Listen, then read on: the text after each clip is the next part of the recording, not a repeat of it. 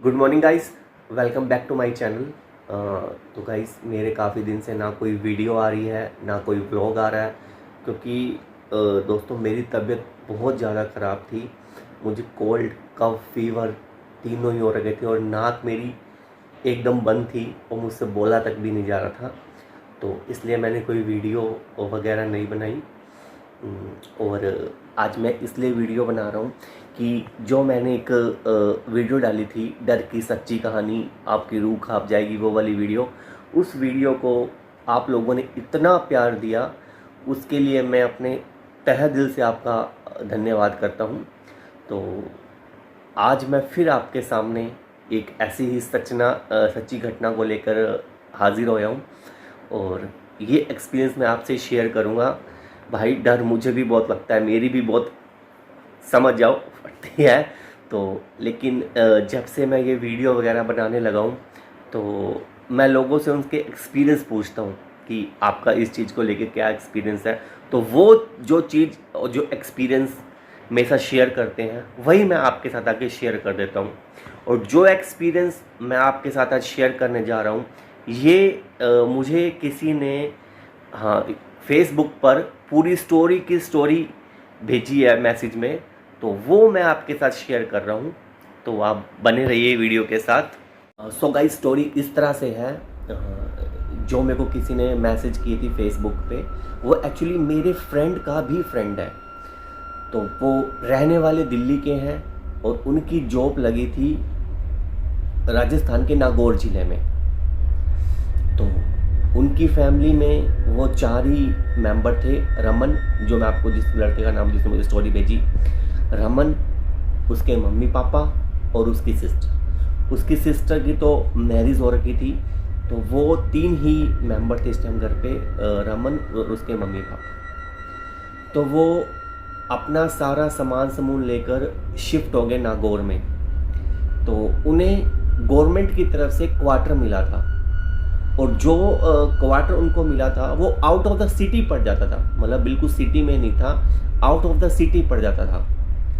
तो जहाँ उनको क्वार्टर मिला था वहाँ आसपास ऐसे घने जंगल से और टीले वगैरह, राजस्थान में तो होते ही हैं टीले, तो टीले वगैरह थे। तो शाम को 6 बजते ही वहाँ का माहौल ऐसे हो जाता था जैसे कि रात के 12 बज रखे हैं। तो गाइस वो शिफ्टिंग की भागा दौड़ी में इतने ज़्यादा थक चुके थे कि उन्होंने क्या किया, 9 बजे डिनर लिया और सब अपने अपने रूम में चले गए। मगर अंकल आंटी अपने रूम में चले गए और रमन अलग रूम में चला गया। तो सब नॉर्मली सोए पड़े थे, कोई ऐसी बात ही नहीं, कुछ पता ही नहीं था क्या है क्या नहीं। तो नॉर्मली सब सोए पड़े थे। तो रात को 1:30 या 2 बजे के आसपास अंकल को नींद में ऐसा लगा कि जैसे किसी ने ना जोर से गेट खोला है उनका। तो अंकल की एकदम अचानक नींद खुली, उनको ऐसा सुनाई दिया जैसे कोई 2 बच्चे आपस में तेज आपस में लड़ाई कर रहे हैं और एक दूसरे से अपना सामान खींच रहे हैं। तो अंकल ने उठ के बाहर देखा तो कुछ भी नहीं था, नॉर्मली था सब कुछ। तो उनको यूं लगा कि पास में और क्वार्टर जो है, क्या पता उनसे आवाज़ आ रही हो, क्योंकि वहाँ पर भी फैमिलीज रहती थी।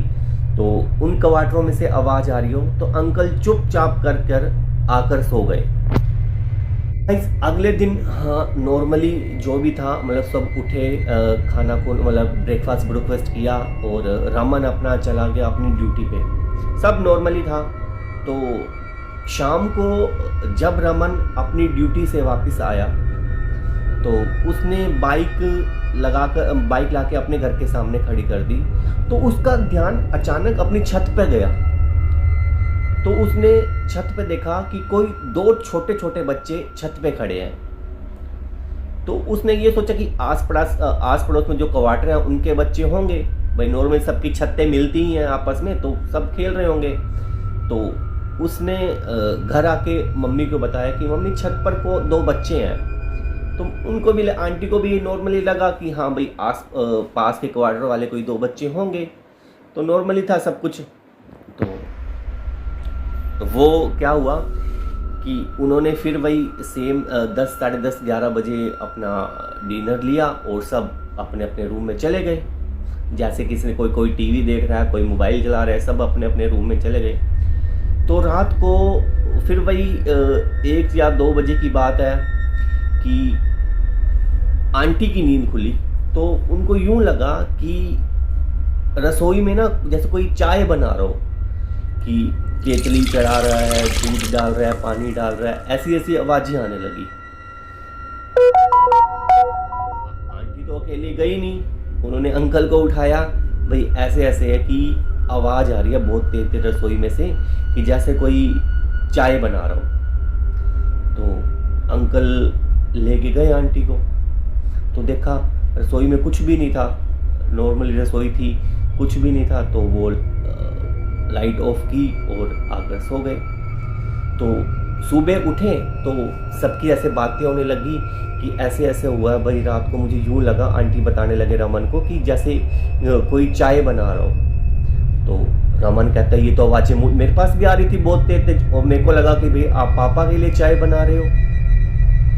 तो मेरे पास तो बहुत तेज आवाज़ आ रही थी, तो मैं तो इसलिए नहीं उठाती, मुझे लगा कि मम्मी भाई पापा रात को कई बार चाय पीते हैं, तो आप उनको चाय बना के दे रहे हो।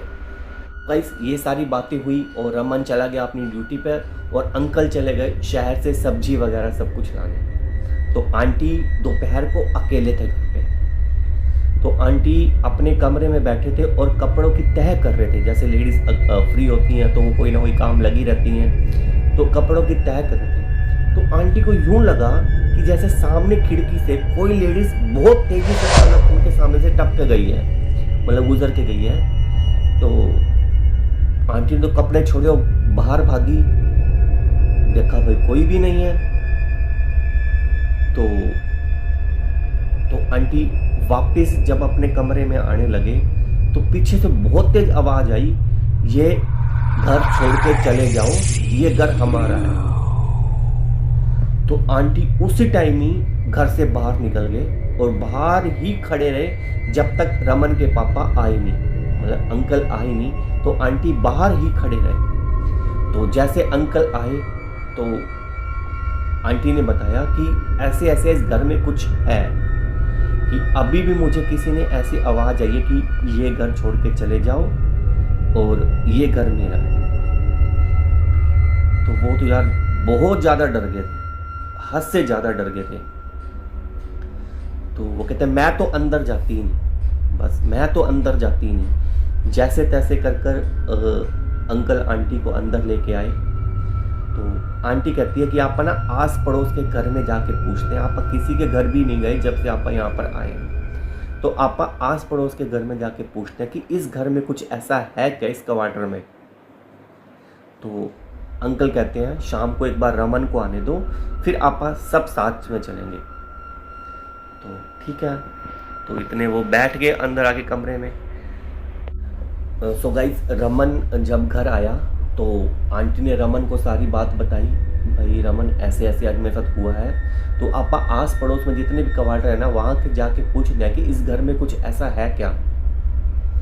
तो कहते हैं ठीक है मम्मी चलो, और मुझे भी यहाँ पर कुछ अच्छा फील नहीं हो रहा, मुझे यहाँ पर नेगेटिविटी आ रही है बहुत ज़्यादा। तो ठीक है चलो, तो वो गए, वो एक साथ वाले क्वार्टर से पूछा तो उन्होंने कोई जवाब नहीं दिया।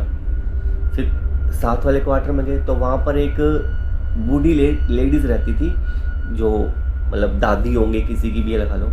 तो उन्होंने कहा आ जाओ बेटा अंदर आ जाओ, और उन्होंने बिठाया उठाया। तो फिर वो पूछने लगे कि दादी माँ इस घर में ना हम जब से आए ना कुछ हमारे साथ अजीब हो रहा है, और आज मम्मी के साथ ऐसा ऐसा हुआ। तो वो दादी बताने लगे बेटा इस घर में आज से 1.5 या 2 महीने पहले एक लेडीज़ और 2 उसके बच्चे जहर खा के मर गए थे। उस लेडीज़ की मतलब जो लेडीज़ दिखती थी, उस लेडीज़ की अपने हस्बैंड के साथ बिल्कुल भी नहीं बनती थी, और रोज़ कलेश होता था उनके घर पे। तो रोज़ कलेश होता था। तो एक दिन हस्बैंड अपनी ड्यूटी पर गया और पीछे मतलब उन दोनों बेटों ने और माँ ने जहर खा लिया, और तब से ये सिलसिला चल रहा है कि उसकी आत्मा भटकती है और शायद बेटा वही तुमको। तो उन्होंने तो फिर वापस आए, एक ही रूम में सारे बैठे सारी रात कहता है हमने हनुमान चालीसा का पाठ चलाया कि सुबह कैसे कट जाए। और सुबह होते ही उन्होंने अपना सारा सामान लेकर नागौर सिटी में किसी घर पे किराए पे ले लिया। तो गाइस ये कहानी बिल्कुल ही सच्ची है, और आपके साथ भी कुछ ऐसा एक्सपीरियंस हुआ हो तो मेरे साथ शेयर करना, मैं उसकी स्टोरी आगे लोगों को बताऊंगा। और प्लीज़ अगर चैनल पे आए हो तो चैनल को लाइक कर देना, शेयर कर देना और सब्सक्राइब कर देना। तो गाइस मेरी अब रेगुलर वीडियो आती रहेंगी, क्योंकि मेरी अब तबीयत पहले से बहुत ठीक है।